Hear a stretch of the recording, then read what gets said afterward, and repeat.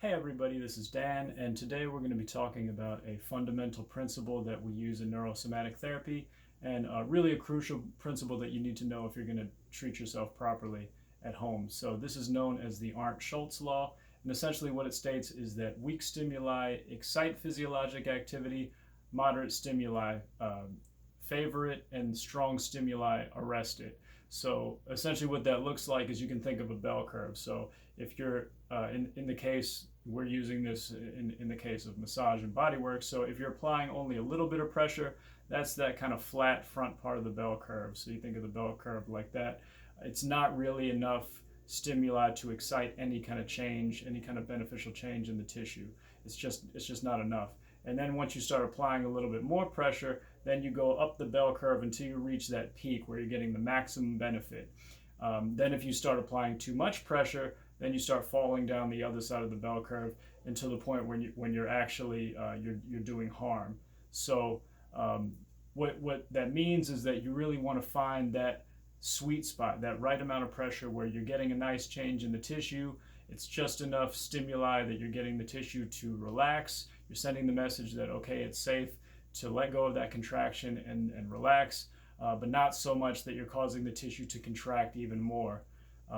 So this is really crucial to master if you want to treat yourself, because a lot of times, for example, I notice a lot of people foam rolling, and either they're not getting any benefit from it. They'll come in and tell me, yeah, I foam roll my quads all the time, but the pain is still there. It's even worse afterwards. And I tell them, well, you're probably doing more harm than good. The point with foam rolling and with self-treatment is not to go in there and bully your tissues and steamroll them. Really, the point is what you're doing is you're providing a stimulus to your nervous system, and that pressure is just a feedback for your nervous system to go, hey, notice that there's this contraction here. You don't have to hold that contraction anymore. You can actually let this go. So that finding that spot where that feedback happens is the process of finding that top of the bell curve. So this is why I've been showing you guys all these different techniques.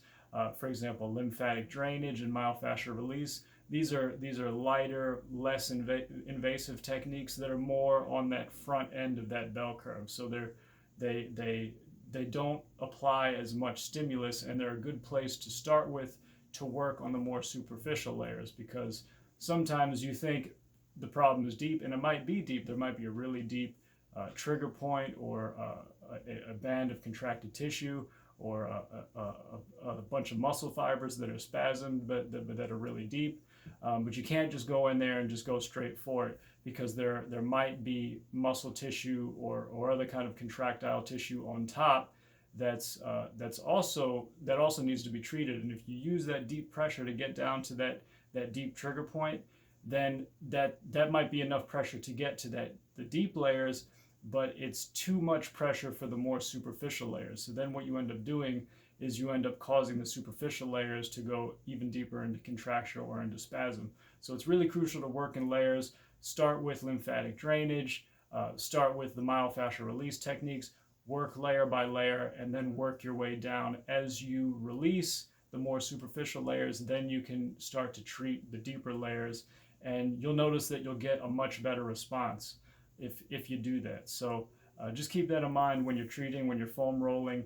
You really just want to find that sweet spot where you just start to feel the pain, you start to feel a little bit of tension, and as soon as you feel that, you know that that's the point, that's that top of the bell curve right there. So what you do right there is you pause, maybe even back off just a little bit, you breathe into it, and you wait for that tension or that tenderness of the pain to subside a little bit, and then you keep going. So that's really, really crucial if you want to get the kind of change that you're looking for. So that's it for today, guys. I hope that was helpful. If you have any questions, just leave them down below in the comments, and I'll see you guys in the next video.